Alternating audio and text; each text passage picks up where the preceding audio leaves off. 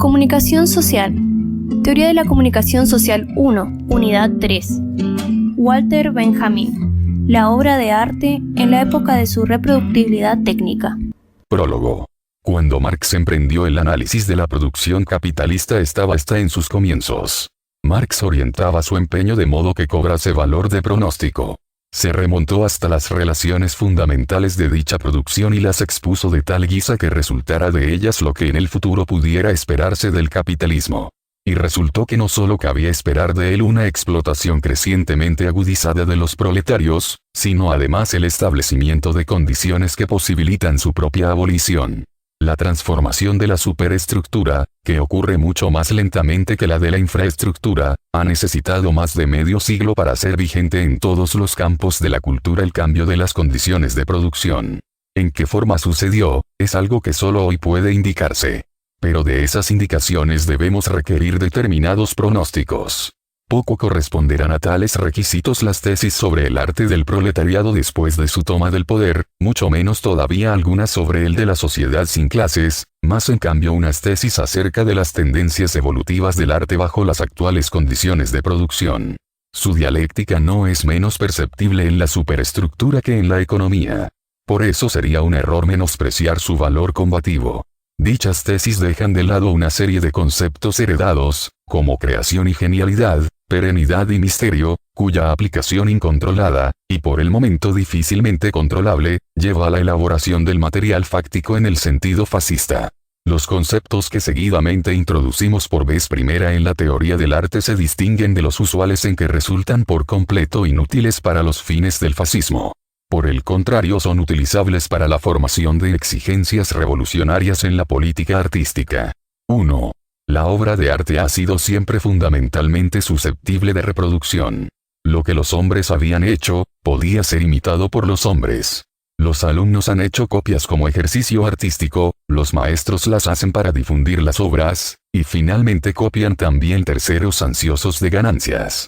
Frente a todo ello, la reproducción técnica de la obra de arte es algo nuevo que se impone en la historia intermitentemente, a empellones muy distantes unos de otros, pero con intensidad creciente. Los griegos solo conocían dos procedimientos de reproducción técnica, fundir y acuñar. Bronces, terracotas y monedas eran las únicas obras artísticas que pudieron reproducir en masa. Todas las restantes eran irrepetibles y no se prestaban a reproducción técnica alguna. La xilografía hizo que por primera vez se reprodujese técnicamente el dibujo, mucho tiempo antes de que por medio de la imprenta se hiciese lo mismo con la escritura. Son conocidas las modificaciones enormes que en la literatura provocó la imprenta, esto es, la reproductibilidad técnica de la escritura. Pero a pesar de su importancia, no representan más que un caso especial del fenómeno que aquí consideramos a escala de historia universal. En el curso de la Edad Media se añaden a la xilografía el grabado en cobre y el aguafuerte, así como la litografía a comienzos del siglo XIX. Con la litografía, la técnica de la reproducción alcanza un grado fundamentalmente nuevo. El procedimiento, mucho más preciso, que distingue la transposición del dibujo sobre una piedra de su incisión en taco de madera o de su grabado al aguafuerte en una plancha de cobre, dio por primera vez al arte gráfico no solo la posibilidad de poner masivamente, como antes, sus productos en el mercado, sino además la de ponerlos en figuraciones cada día nuevas. La litografía capacitó al dibujo para acompañar, ilustrándola, la vida diaria. Comenzó entonces a ir al paso con la imprenta. Pero en estos comienzos fue aventajado por la fotografía pocos decenios después de que se inventara la impresión litográfica. En el proceso de la reproducción plástica, la mano se descarga por primera vez de las incumbencias artísticas más importantes que en adelante van a concernir únicamente al ojo que mira por el objetivo. El ojo es más rápido captando que la mano dibujando, por eso se ha apresurado tantísimo el proceso de la reproducción plástica que ya puede ir a paso con la palabra hablada. Al rodar en el estudio, el operador de cine fija las imágenes con la misma velocidad con la que el actor habla. En la litografía se escondía virtualmente el periódico ilustrado y en la fotografía el cine sonoro. La reproducción técnica del sonido fue empresa acometida a finales del siglo pasado. Todos estos esfuerzos convergentes hicieron previsible una situación que Paul Valéry caracteriza con la frase siguiente: igual que el agua, el gas y la corriente eléctrica vienen a nuestras casas, para servirnos, desde lejos y por medio de una manipulación casi imperceptible, así estamos también provistos de imágenes y de series de sonidos que acuden a un pequeño toque, casi a un signo, y que del mismo modo nos abandonan. Hacia 1900 la reproducción técnica había alcanzado un estándar en el que no solo comenzaba a convertir en tema propio la totalidad de las obras de arte heredadas, sometiendo además su función a modificaciones hondísimas, sino que también conquistaba un puesto específico entre los procedimientos artísticos. Nada resulta más instructivo para el estudio de ese estándar que referir dos manifestaciones distintas, la reproducción de la obra artística y el cine, al arte en su figura tradicional. Incluso en la reproducción mejor acabada falta algo, el aquí y ahora de la obra de arte, su existencia irrepetible en el lugar en que se encuentra. En dicha existencia singular, y en ninguna otra cosa, se realizó la historia a la que ha estado sometida en el curso de su perduración. También cuentan las alteraciones que haya padecido en su estructura física a lo largo del tiempo, así como sus eventuales cambios de propietario. No podemos seguir el rastro de las primeras más que por medio de análisis físicos o químicos impracticables sobre una reproducción, el de los segundos es tema de una tradición cuya búsqueda ha de partir del lugar de origen de la obra. El aquí y ahora del original constituye el concepto de su autenticidad. Los análisis químicos de la pátina de un bronce favorecerán que se fije si es auténtico, correspondientemente, la comprobación de que un determinado manuscrito medieval procede de un archivo del siglo XV favorecerá la fijación de su autenticidad. El ámbito entero de la autenticidad se sustrae a la reproductibilidad técnica y desde luego que no solo a la técnica. Cara a la reproducción manual, que normalmente es catalogada como falsificación, lo auténtico conserva su autoridad plena, mientras que no ocurre lo mismo cara a la reproducción técnica. La razón es doble. En primer lugar, la reproducción técnica se acredita como más independiente que la manual respecto del original. En la fotografía, por ejemplo, pueden resaltar aspectos del original accesibles únicamente a una lente manejada a propio antojo con el fin de seleccionar diversos puntos de vista, inaccesibles en cambio para el ojo humano. O con ayuda de ciertos procedimientos, como la ampliación o el retardador, retendrá imágenes que se le escapan sin más a la óptica humana. Además, puede poner la copia del original en situaciones inasequibles para este. Sobre todo le posibilita salir al encuentro de su destinatario, ya sea en forma de fotografía o en la de disco gramofónico. La catedral deja su emplazamiento para encontrar acogida en el estudio de un aficionado al arte. La obra coral, que fue ejecutada en una sala o al aire libre, puede escucharse en una habitación.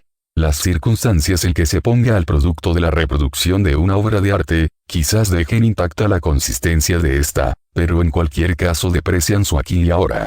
Aunque en modo alguno valga esto solo para una obra artística, sino que parejamente vale también, por ejemplo, para un paisaje que en el cine transcurre ante el espectador. Sin embargo, el proceso aqueja en el objeto de arte una médula sensibilísima que ningún objeto natural posee en grado tan vulnerable. Se trata de su autenticidad. La autenticidad de una cosa es la cifra de todo lo que desde el origen puede transmitirse en ella desde su duración material hasta su testificación histórica. Como esta última se funda en la primera, que a su vez se le escapa al hombre en la reproducción, por eso se tambalea en esta la testificación histórica de la cosa. Claro que solo ella, pero lo que se tambalea de tal suerte es su propia autoridad.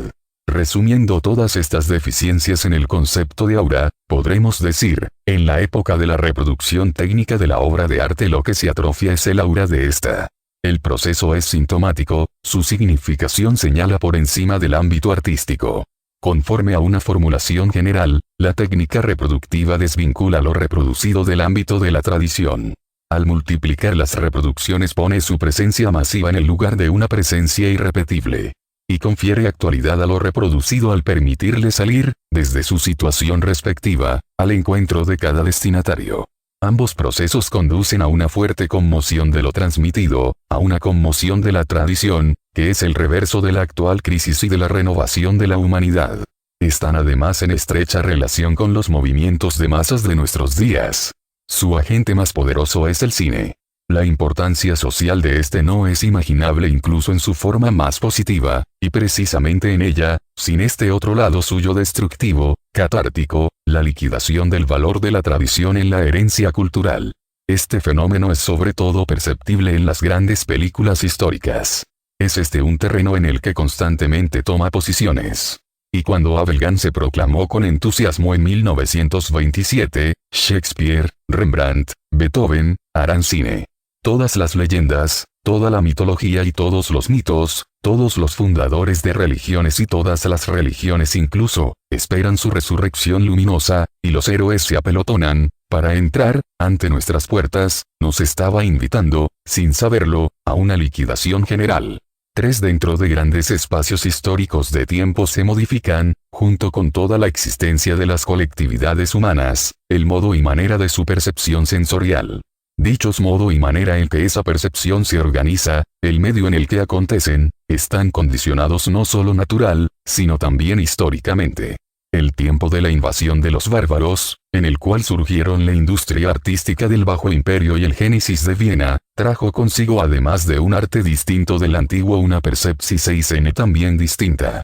Los eruditos de la escuela vienesa, Riegel y Wyckoff, hostiles al peso de la tradición clásica que sepultó aquel arte, son los primeros en dar con la ocurrencia de sacar de él conclusiones acerca de la organización de la percepción en el tiempo en que tuvo vigencia.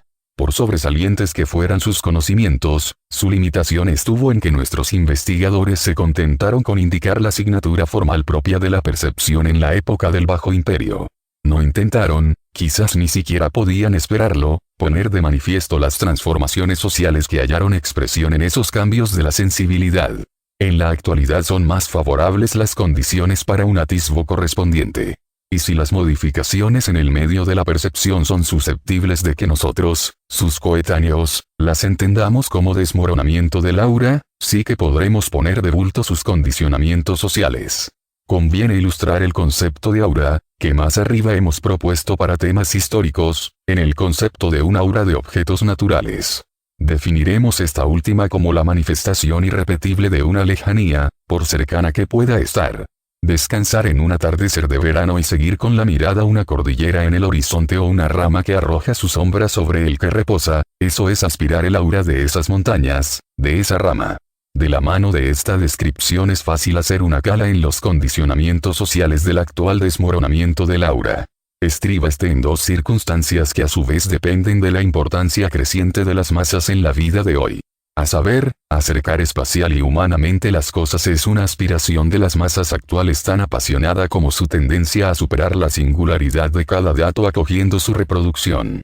Cada día cobra una vigencia más irrecusable la necesidad de adueñarse de los objetos en la más próxima de las cercanías, en la imagen, más bien en la copia, en la reproducción. Y la reproducción, tal y como la prestan los periódicos ilustrados y los noticiarios, se distingue inequívocamente de la imagen. En esta, la singularidad y la perduración están imbricadas una en otra de manera tan estrecha como lo están en aquella la fugacidad y la posible repetición. Quitarle su envoltura a cada objeto, triturar su aura, es la asignatura de una percepción cuyo sentido para lo igual en el mundo ha crecido tanto que incluso, por medio de la reproducción, le gana terreno a lo irrepetible. Se denota así en el ámbito plástico lo que en el ámbito de la teoría advertimos como un aumento de la importancia de la estadística. La orientación de la realidad a las masas y de estas a la realidad es un proceso de alcance ilimitado tanto para el pensamiento como para la contemplación. 4. La unicidad de la obra de arte se identifica con su ensamblamiento en el contexto de la tradición. Esa tradición es desde luego algo muy vivo, algo extraordinariamente cambiante.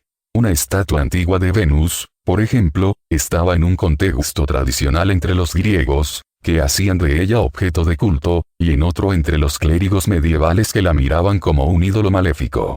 Pero a unos y a otros se les enfrentaba de igual modo su unicidad, o dicho con otro término, su aura.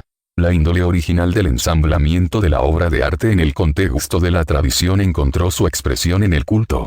Las obras artísticas más antiguas sabemos que surgieron al servicio de un ritual primero mágico, luego religioso.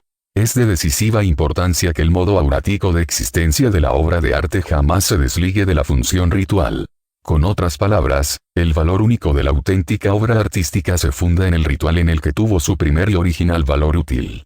Dicha fundamentación estará todo lo mediada que se quiera, pero incluso en las formas más profanas del servicio a la belleza resulta perceptible en cuanto ritual secularizado.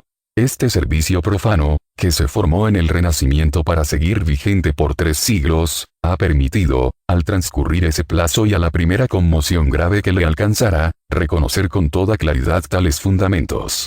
Al irrumpir el primer medio de reproducción de veras revolucionario, a saber la fotografía, a un tiempo con el despunte del socialismo, el arte sintió la proximidad de la crisis, que después de otros 100 años resulta innegable, y reaccionó con la teoría de art pour art, esto es, con una teología del arte.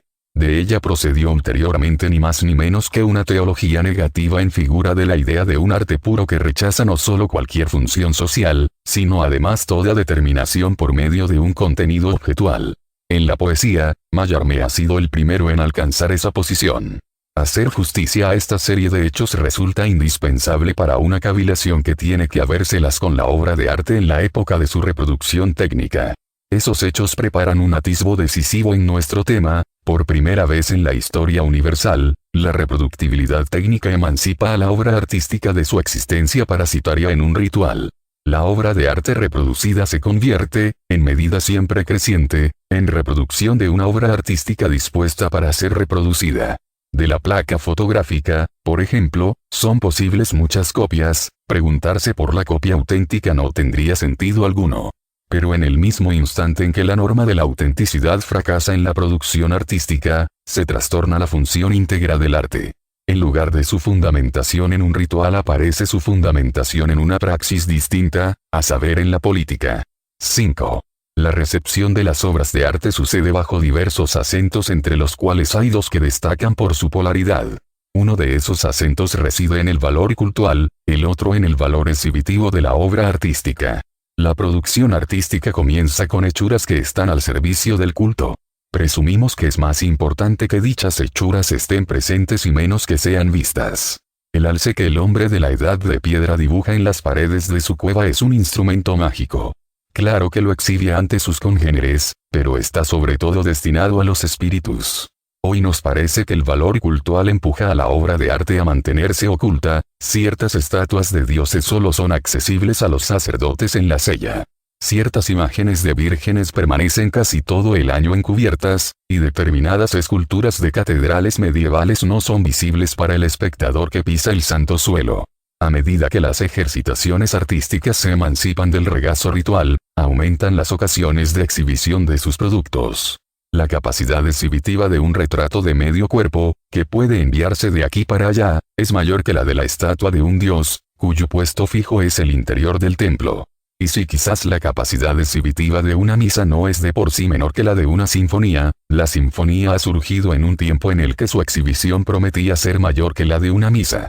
Con los diversos métodos de su reproducción técnica han crecido en grado tan fuerte las posibilidades de exhibición de la obra de arte, que el corrimiento cuantitativo entre sus 2 polos se torna, como en los tiempos primitivos, en una modificación cualitativa de su naturaleza. A saber, en los tiempos primitivos, y a causa de la preponderancia absoluta de su valor cultual, fue en primera línea un instrumento de magia que solo más tarde se reconoció en cierto modo como obra artística, y hoy la preponderancia absoluta de su valor exhibitivo hace de ella una hechura con funciones por entero nuevas entre las cuales la artística la que nos es consciente se destaca como la que más tarde tal vez se reconozca en cuanto accesoria. Por lo menos es seguro que actualmente la fotografía y además el cine proporcionan las aplicaciones más útiles de ese conocimiento. 6. En la fotografía, el valor exhibitivo comienza a reprimir en toda la línea al valor cultural. Pero este no cede sin resistencia. Ocupa una última trinchera que es el rostro humano. En modo alguno es casual que en los albores de la fotografía el retrato ocupe un puesto central. El valor cultual de la imagen tiene su último refugio en el culto al recuerdo de los seres queridos, lejanos o desaparecidos. En las primeras fotografías vibra por vez postrera el aura en la expresión fugaz de una cara humana. Y esto es lo que constituye su belleza melancólica e incomparable. Pero cuando el hombre se retira de la fotografía, se opone entonces, superándolo, el valor exhibitivo al cultual. Atget es sumamente importante por haber localizado este proceso al retener hacia 1900 las calles de París en aspectos vacíos de gente. Con mucha razón se ha dicho de él que las fotografió como si fuesen el lugar del crimen. porque también este está vacío y se le fotografía a causa de los indicios. Con Atajet comienzan las placas fotográficas a convertirse en pruebas en el proceso histórico. Y así es como se forma su secreta significación histórica. Exigen una recepción en un sentido determinado. La contemplación de vuelos propios no resulta muy buscar un determinado camino. Simultáneamente los periódicos ilustrados empiezan a presentarle señales indicadoras. Acertadas o erróneas, da lo mismo. Por primera vez son en esos periódicos obligados los pies de las fotografías. Y claro está que estos tienen un carácter muy distinto al del título de un cuadro. El que mira una revista ilustrada recibe de los pies de sus imágenes unas directivas que en el cine se harán más precisas e imperiosas, ya que la comprensión de cada imagen aparece prescrita por la serie de todas las imágenes precedentes. Adecuada. Puesto que inquietan hasta tal punto a quien las mira, que para ir hacia ellas siente tener que buscar un determinado camino. Simultáneamente los periódicos ilustrados empiezan a presentarle señales indicadoras. Acertadas o erróneas, da lo mismo. Por primera vez son en esos periódicos obligados los pies de las fotografías. Y claro está que estos tienen un carácter muy distinto al del título de un cuadro. El que mira una revista ilustrada recibe de los pies de sus imágenes unas directivas que en el cine se harán más precisas e imperiosas, ya que la comprensión de cada imagen aparece prescrita por la serie de todas las imágenes precedentes. 7. Aberrante y enmarañada se nos antoja hoy la disputa sin cuartel que al correr el siglo XIX mantuvieron la fotografía y la pintura en cuanto al valor artístico de sus productos. Pero no pondremos en cuestión su importancia, sino que más bien podríamos subrayarla. De hecho, esa disputa era expresión de un trastorno en la historia universal del que ninguno de los dos contendientes era consciente. La época de su reproductibilidad técnica desligó al arte de su fundamento cultural, y el halo de su autonomía se extinguió para siempre. Se produjo entonces una modificación en la función artística que cayó fuera del campo de visión del siglo. E incluso se le ha escapado durante tiempo al siglo XX, que es el que ha vivido el desarrollo del cine. En vano se aplicó por de pronto mucha agudeza para decidir si la fotografía es un arte, sin plantearse la cuestión previa sobre si la invención de la primera no modificaba por entero el carácter del segundo. Enseguida se encargaron los teóricos del cine de hacer el correspondiente y precipitado planteamiento. Pero las dificultades que la fotografía deparó a la estética tradicional fueron juego de niños comparadas con las que aguardaban a esta última en el cine. De ahí esa ciega vehemencia que caracteriza los comienzos de la teoría cinematográfica. Abel Gance, por ejemplo, compara el cine con los jeroglíficos, henos aquí, en consecuencia de un prodigioso retroceso, otra vez en el nivel de expresión de los egipcios. El lenguaje de las imágenes no está todavía a punto, porque nosotros no estamos aún hechos para ellas. No hay por ahora suficiente respeto, suficiente culto por lo que expresan. También Severin Mars escribe, que otro arte tuvo un sueño más altivo, a la vez más poético y más real. Considerado desde este punto de vista representaría el cine un medio incomparable de expresión, y en su atmósfera debieran moverse únicamente personas del más noble pensamiento y en los momentos más perfectos y misteriosos de su carrera. Por su parte, Alexandre Arnoux concluye una fantasía sobre el cine mudo con tamaña pregunta: todos los términos audaces que acabamos de emplear, no definen al fin y al cabo la oración. Resulta muy instructivo ver cómo, obligados por su empeño en ensamblar el cine en el arte, esos teóricos ponen en su interpretación, y por cierto sin reparo de ningún tipo, elementos cultuales. Y sin embargo, cuando se publicaron estas especulaciones ya existían obras como La opinión pública y La quimera del oro. Lo cual no impide a Abel Gance aducir la comparación con los jeroglíficos y a Severin Mars hablar del cine como podría hablarse de las pinturas de Fra Angelico. Es significativo que autores especialmente reaccionarios busquen hoy la importancia del cine en la misma dirección, si no en lo sacral, si desde luego en lo sobrenatural. Con motivo de la realización de Reinhardt del sueño de una noche de verano afirma Werfel que no cabe duda de que la copia estéril del mundo exterior con sus calles, sus interiores, sus estaciones, sus restaurantes, sus autos y sus playas es lo que hasta ahora ha obstruido el camino para que el cine ascienda al reino del arte. El cine no ha captado todavía su verdadero sentido, sus posibilidades reales. Estas consisten en su capacidad singularísima para expresar, con medios naturales y con una fuerza de convicción incomparable, lo quimérico, lo maravilloso, lo sobrenatural. 8. En definitiva, el actor de teatro presenta él mismo en persona al público su ejecución artística, por el contrario, la del actor de cine es presentada por medio de todo un mecanismo. Esto último tiene dos consecuencias. El mecanismo que pone ante el público la ejecución del actor cinematográfico no está atenido a respetarla en su totalidad. Bajo la guía de la cámara va tomando posiciones a su respecto. Esta serie de posiciones, que el montador compone con el material que se le entrega, constituye la película montada por completo, la cual abarca un cierto número de momentos dinámicos que en cuanto tales tienen que serle conocidos a la cámara, para no hablar de enfoques especiales o de grandes planos. La actuación del actor está sometida por tanto a una serie de testos ópticos. Y esta es la primera consecuencia de que su trabajo se exhiba por medio de un mecanismo. La segunda consecuencia estriba en que este actor, puesto que no es él mismo quien presenta a los espectadores su ejecución, se ve mermado en la posibilidad, reservada al actor de teatro, de acomodar su actuación al público durante la función. El espectador se encuentra pues en la actitud del experto que emite un dictamen sin que para ello le estorbe ningún tipo de contacto personal con el artista. Se compenetra con el actor solo en tanto que se compenetra con el aparato. Adopta su actitud, hace test y no es esta una actitud a la que puedan someterse valores cultuales. 9. Al cine le importa menos que el actor represente ante el público un personaje, lo que le importa es que se represente a sí mismo ante el mecanismo. Pirandello ha sido uno de los primeros en dar con este cambio que los tests imponen al actor. Las advertencias que hace a este respecto en su novela Se Rueda quedan perjudicadas, pero solo un poco, al limitarse a destacar el lado negativo del asunto. Menos aún les daña que se refieran únicamente al cine mudo, puesto que el cine sonoro no ha introducido en este orden ninguna alteración fundamental. Sigue siendo decisivo representar para un aparato o en el caso del cine sonoro para dos. El actor de cine, escribe Pirandello, se siente como en el exilio. Exiliado no solo de la escena, sino de su propia persona.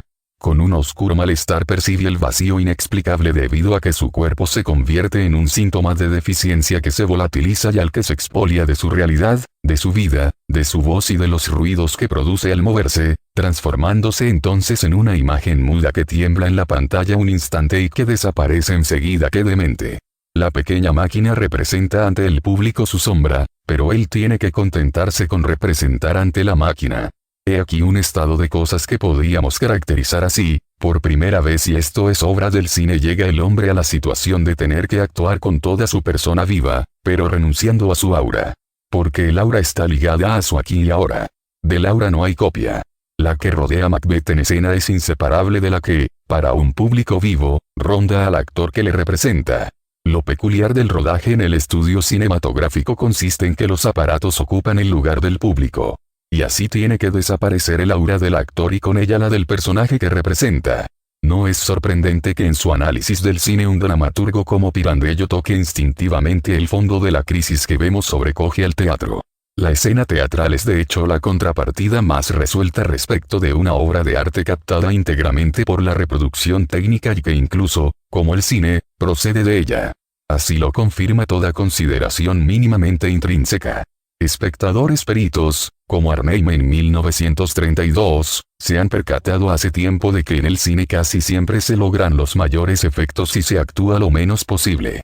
El último progreso consiste en que se trata al actor como un accesorio escogido característicamente, al cual se coloca en un lugar adecuado.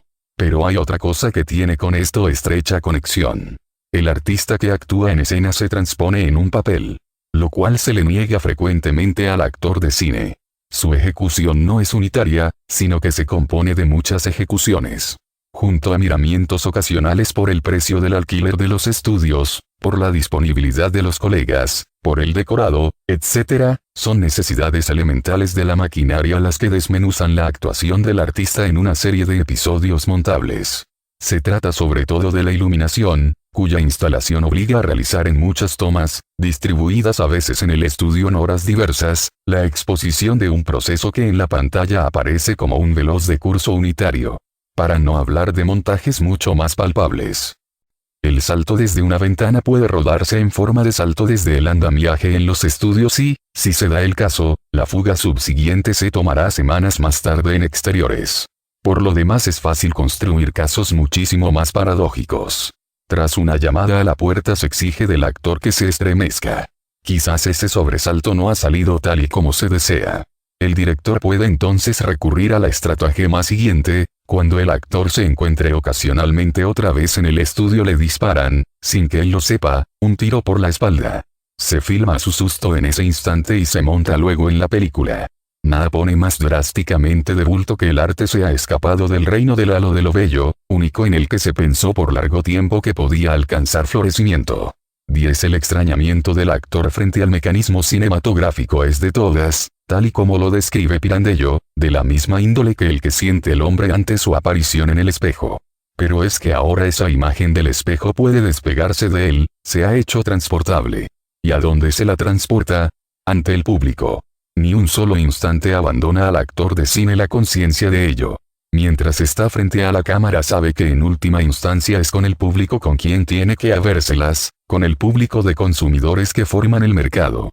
Este mercado, al que va no solo con su fuerza de trabajo, sino con su piel, con sus entrañas todas, le resulta, en el mismo instante en que determina su actuación para él, tan poco asible como lo es para cualquier artículo que se hace en una fábrica. No tendrá parte esta circunstancia en la congoja, en esa angustia que, según Pirandello, sobrecoge al actor ante el aparato. A la atrofia del aura el cine responde con una construcción artificial de la personality fuera de los estudios. El culto a las estrellas, fomentado por el capital cinematográfico, conserva aquella magia de la personalidad, pero reducida, desde hace ya tiempo, a la magia averiada de su carácter de mercancía. Mientras sea el capital quien en él el tono, no podrá adjudicársele al cine actual otro mérito revolucionario que el de apoyar una crítica revolucionaria de las concepciones que hemos heredado sobre el arte. Claro que no discutimos que en ciertos casos pueda hoy el cine apoyar además una crítica revolucionaria de las condiciones sociales, incluso del orden de la propiedad. Pero no es este el centro de gravedad de la presente investigación, ni lo es tampoco de la producción cinematográfica de Europa Occidental. Es propio de la técnica del cine, igual que de la del deporte, que cada quisque asista a sus exhibiciones como un medio especialista. Bastaría con haber escuchado discutir los resultados de una carrera ciclista a un grupo de repartidores de periódicos, recostados sobre sus bicicletas, para entender semejante estado de la cuestión. Los editores de periódicos no han organizado en balde concursos de carreras entre sus jóvenes repartidores.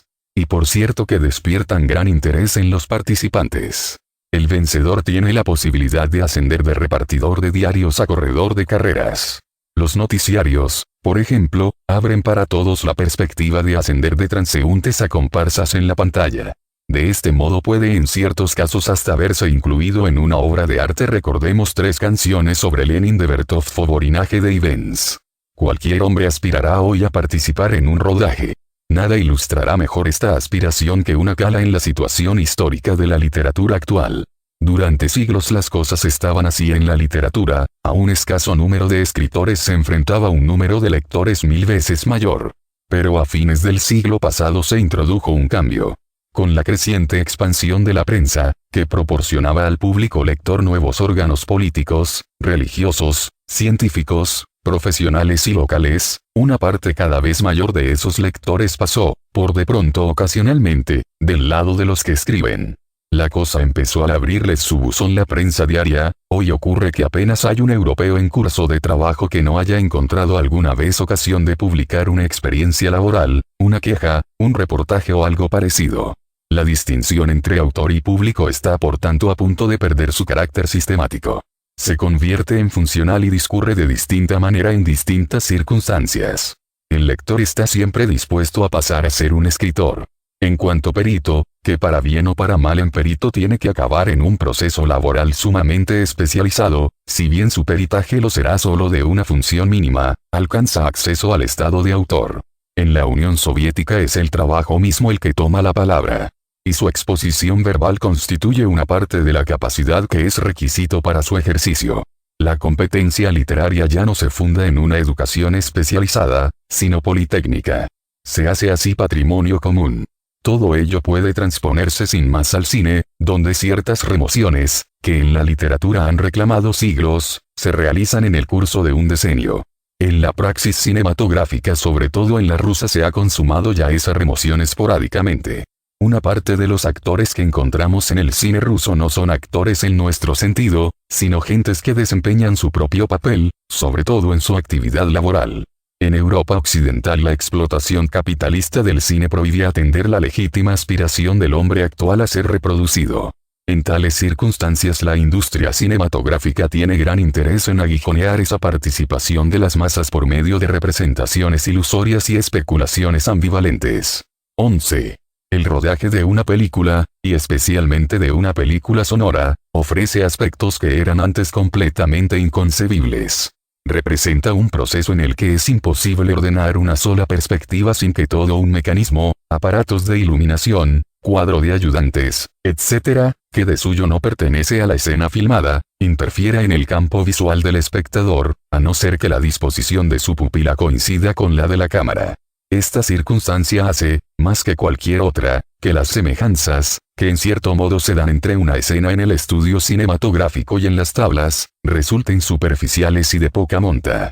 El teatro conoce por principio el emplazamiento desde el que no se descubre sin más ni más que lo que sucede es ilusión.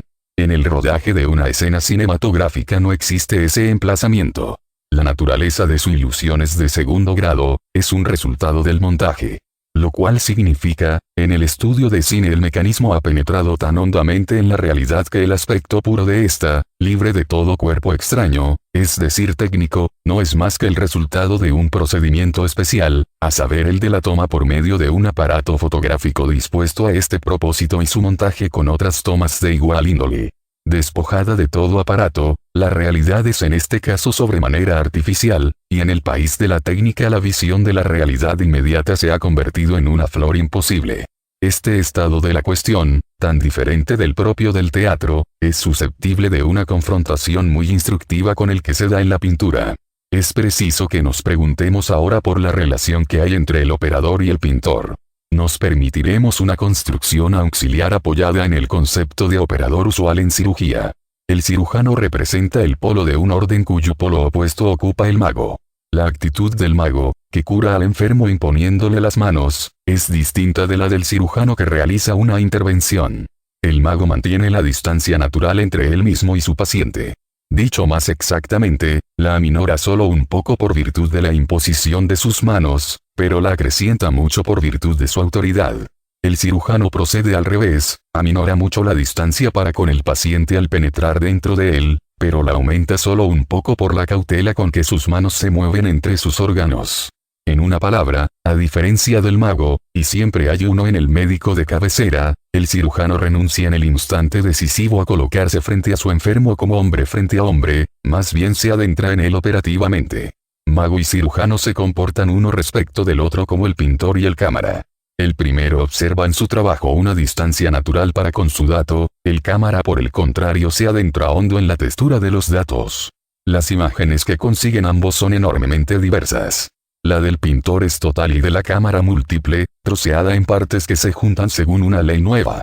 La representación cinematográfica de la realidad es para el hombre actual incomparablemente más importante, puesto que garantiza, por razón de su intensa compenetración con el aparato, un aspecto de la realidad despojado de todo aparato que ese hombre está en derecho de exigir de la obra de arte. 12. La reproductibilidad técnica de la obra artística modifica la relación de la masa para con el arte. De retrógrada, frente a un Picasso por ejemplo, se transforma en progresiva, por ejemplo cara a un Chaplin.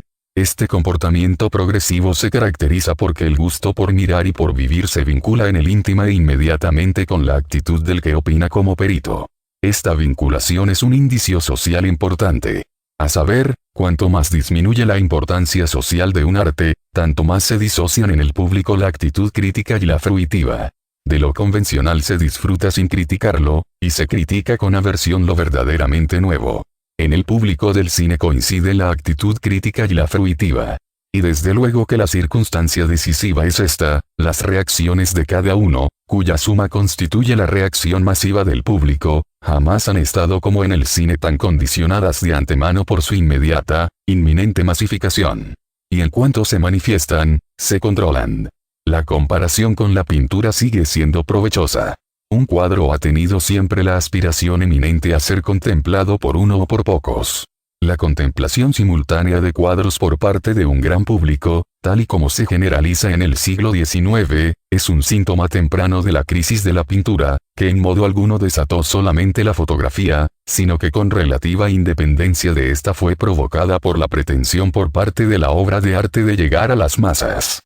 Ocurre que la pintura no está en situación de ofrecer objeto a una recepción simultánea y colectiva. Desde siempre lo estuvo en cambio la arquitectura, como lo estuvo antaño el epos y lo está hoy el cine. De suyo no hay por qué sacar de este hecho conclusiones sobre el papel social de la pintura, aunque sí pese sobre ella como perjuicio grave cuando, por circunstancias especiales y en contra de su naturaleza, ha de confrontarse con las masas de una manera inmediata. En las iglesias y monasterios de la Edad Media, y en las cortes principescas hasta casi finales del siglo XVIII, la recepción colectiva de pinturas no tuvo lugar simultáneamente, sino por mediación de múltiples grados jerárquicos. Al suceder de otro modo, cobra expresión el especial conflicto en que la pintura se ha enredado a causa de la reproductibilidad técnica de la imagen. Por mucho que se ha intentado presentarla a las masas en museos y en exposiciones, no se ha dado con el camino para que esas masas puedan organizar y controlar su recepción. Y así el mismo público que es retrógrado frente al surrealismo, reaccionará progresivamente ante una película cómica. 13. El cine no solo se caracteriza por la manera como el hombre se presenta ante el aparato, sino además por cómo con ayuda de este se representa el mundo en torno. Una ojeada a la psicología del rendimiento nos ilustrará sobre la capacidad del aparato para hacer tests. Otra ojeada al psicoanálisis nos ilustrará sobre lo mismo bajo otro aspecto. El cine ha enriquecido nuestro mundo perceptivo con métodos que de hecho se explicarían por los de la teoría freudiana. Un lapsus en la conversación pasaba hace 50 años más o menos desapercibidos. Resultaba excepcional que de repente abriese perspectivas profundas en esa conversación que parecía antes discurrir superficialmente, pero todo ha cambiado desde la psicopatología de la vida cotidiana. Esta ha aislado cosas, y las ha hecho analizables, que antes nadaban inadvertidas en la ancha corriente de lo percibido. Tanto en el mundo óptico, como en el acústico, el cine ha traído consigo una profundización similar de nuestra percepción. Pero esta situación tiene un reverso: las ejecuciones que expone el cine son pasibles de análisis mucho más exacto y más rico en puntos de vista que el que se llevaría a cabo sobre las que se representan en la pintura o en la escena. El cine indica la situación de manera incomparablemente más precisa, y esto es lo que constituye su mayor susceptibilidad de análisis frente a la pintura. Respecto de la escena, dicha capacidad está condicionada porque en el cine hay también más elementos susceptibles de ser aislados. Tal circunstancia tiende a favorecer, y de ahí su capital importancia, la interpenetración recíproca de ciencia y arte. En realidad, apenas puede señalarse si un comportamiento limpiamente dispuesto dentro de una situación determinada, como un músculo en un cuerpo, atrae más por su valor artístico o por la utilidad científica que rendiría. Una de las funciones revolucionarias del cine consistirá en hacer que se reconozca que la utilización científica de la fotografía y su utilización artística son idénticas. Antes iban generalmente cada una por su lado haciendo primeros planos de nuestro inventario, subrayando detalles escondidos de nuestros enseres más corrientes, explorando entornos triviales bajo la guía genial del objetivo. El cine aumenta por un lado los atisbos en el curso irresistible por el que se rige nuestra existencia, pero por otro lado nos asegura un ámbito de acción insospechado, enorme. Parecía que nuestros bares, nuestras oficinas, nuestras viviendas amuebladas, nuestras estaciones y fábricas nos aprisionaban sin esperanza. Entonces vino el cine y con la dinamita de sus décimas de segundo hizo saltar ese mundo carcelario.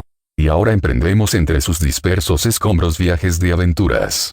Con el primer plano se ensancha el espacio y bajo el retardador se alarga el movimiento. En una ampliación no solo se trata de aclarar lo que de otra manera no se vería claro, sino que más bien aparecen en ella formaciones estructurales del todo nuevas. Y tampoco el retardador se limita a aportar temas conocidos del movimiento, sino que en estos descubre otros enteramente desconocidos que en absoluto operan como lentificaciones de movimientos más rápidos, sino propiamente en cuanto a movimientos deslizantes, flotantes, supraterrenales. Así es como resulta perceptible que la naturaleza que habla a la cámara no es la misma que la que habla al ojo.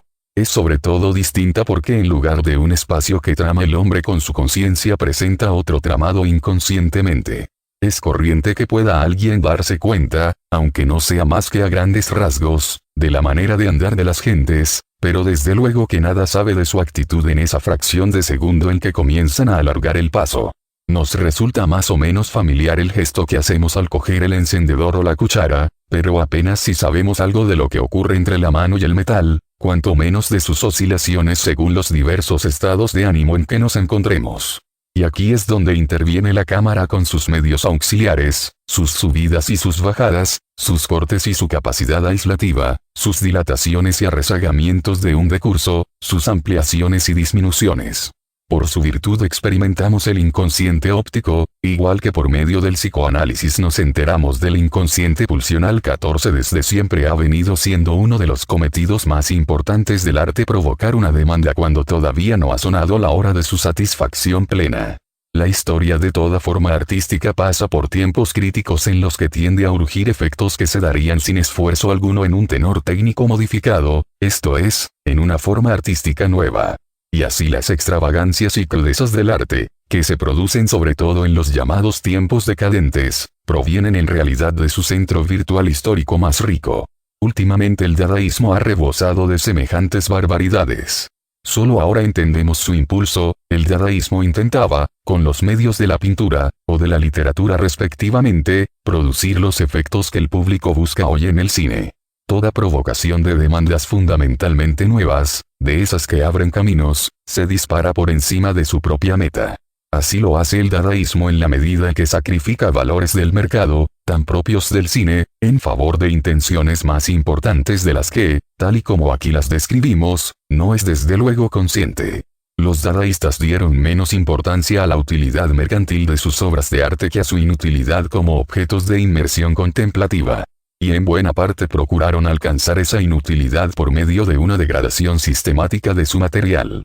Sus poemas son ensaladas de palabras que contienen giros obscenos y todo detritus verbal imaginable. E igual pasa con sus cuadros, sobre los que montaban botones o billetes de tren o de metro o de tranvía. Lo que consiguen de esta manera es una destrucción sin miramientos del aura de sus creaciones. Con los medios de producción imprimen en ellas el estigma de las reproducciones. Ante un cuadro de Arp o un poema de Auguste Strand es imposible emplear un tiempo en recogerse y formar un juicio, tal y como lo haríamos ante un cuadro de Dera y no un poema de Rilke. Para una burguesía degenerada el recogimiento se convirtió en una escuela de conducta asocial, y a él se le enfrenta ahora la distracción como una variedad de comportamiento social. Al hacer de la obra de arte un centro de escándalo, las manifestaciones dadaístas garantizaban en realidad una distracción muy vehemente. Había sobre todo que dar satisfacción a una exigencia, provocar escándalo público. De ser una apariencia atractiva o una hechura sonora convincente, la obra de arte pasó a ser un proyectil. Chocaba con todo destinatario. Había adquirido una calidad táctil. Con lo cual favoreció la demanda del cine, cuyo elemento de distracción es táctil en primera línea, es decir que consiste en un cambio de escenarios y de enfoques que se adentran en el espectador como un choque. Comparemos el lienzo, pantalla, sobre el que se desarrolla la película con el lienzo en el que se encuentra una pintura. Este último invita a la contemplación, ante él podemos abandonarnos al fluir de nuestras asociaciones de ideas. Y en cambio no podremos hacerlo ante un plano cinematográfico. Apenas lo hemos registrado con los ojos y ya ha cambiado. No es posible fijarlo. Duhamel, que odia el cine y no ha entendido nada de su importancia, pero sí lo bastante de su estructura, anota esta circunstancia del modo siguiente: ya no puedo pensar lo que quiero. Las imágenes movedizas sustituyen a mis pensamientos. De hecho, el curso de las asociaciones en la mente de quien contempla las imágenes queda enseguida interrumpido por el cambio de estas. Y en ello consiste el efecto de choque del cine que, como cualquier otro, pretende ser captado gracias a una presencia de espíritu más intensa.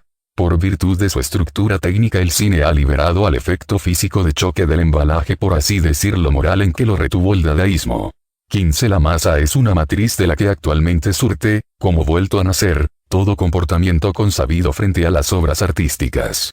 La cantidad se ha convertido en calidad, el crecimiento masivo del número de participantes ha modificado la índole de su participación. Que el observador no se llame a engaño porque dicha participación aparezca por de pronto bajo una forma desacreditada. No han faltado los que, guiados por su pasión, se han atenido precisamente a este lado superficial del asunto. Duhamel es entre ellos el que se ha expresado de modo más radical. Lo que agradece al cine es esa participación peculiar que despierta en las masas. Le llama pasatiempo para parias, disipación para iletrados, para criaturas miserables aturdidas por sus trajines y sus preocupaciones, un espectáculo que no reclama esfuerzo alguno, que no supone continuidad en las ideas, que no plantea ninguna pregunta, que no aborda con seriedad ningún problema, que no enciende ninguna pasión, que no alumbra ninguna luz en el fondo de los corazones, que no excita ninguna otra esperanza a no ser la esperanza ridícula de convertirse un día en estar en Los Ángeles. Ya vemos que en el fondo se trata de la antigua queja, las masas buscan disipación, pero el arte reclama recogimiento. Es un lugar común. Pero debemos preguntarnos si da lugar o no para hacer una investigación acerca del cine. Se trata de mirar más de cerca. Disipación y recogimiento se contraponen hasta tal punto que permiten la fórmula siguiente: quien se recoge ante una obra de arte, se sumerge en ella, se adentra en esa obra, tal y como narra la leyenda que le ocurrió a un pintor chino al contemplar acabado su cuadro. Por el contrario, la masa dispersa sumerge en sí misma a la obra artística. Y de manera especialmente patente a los edificios. La arquitectura viene desde siempre ofreciendo el prototipo de una obra de arte, cuya recepción sucede en la disipación y por parte de una colectividad. Las leyes de dicha recepción son sobremanera instructivas. Las edificaciones han acompañado a la humanidad desde su historia primera. Muchas formas artísticas han surgido y han desaparecido. La tragedia nace con los griegos para apagarse con ellos y revivir después solo en cuanto a sus reglas. El epos, cuyo origen está en la juventud de los pueblos, caduca en Europa al terminar el Renacimiento. La pintura sobre tabla es una creación de la Edad Media y no hay nada que garantice su duración ininterrumpida. Pero la necesidad que tiene el hombre de alojamiento sí que es estable. El arte de la edificación no se ha interrumpido jamás. Su historia es más larga que la de cualquier otro arte, y su eficacia al presentizarse es importante para todo intento de dar cuenta de la relación de las masas para con la obra artística. Las edificaciones pueden ser recibidas de dos maneras, por el uso y por la contemplación. O mejor dicho, táctil y ópticamente. De tal recepción no habrá concepto posible si nos la representamos según la actitud recogida que, por ejemplo, es corriente en turistas ante edificios famosos. A saber, del lado táctil no existe correspondencia alguna con lo que del lado óptico es la contemplación. La recepción táctil no sucede tanto por la vía de la atención como por la de la costumbre. En cuanto a la arquitectura, esta última determina en gran medida incluso la recepción óptica, la cual tiene lugar, de suyo, mucho menos en una atención tensa que en una advertencia ocasional. Pero en determinadas circunstancias esta recepción formada en la arquitectura tiene valor canónico. Porque las tareas que en tiempos de cambio se le imponen al aparato perceptivo del hombre no pueden resolverse por la vía meramente óptica, esto es por la de la contemplación. Poco a poco quedan vencidas por la costumbre, bajo la guía de la recepción táctil. También el disperso puede acostumbrarse.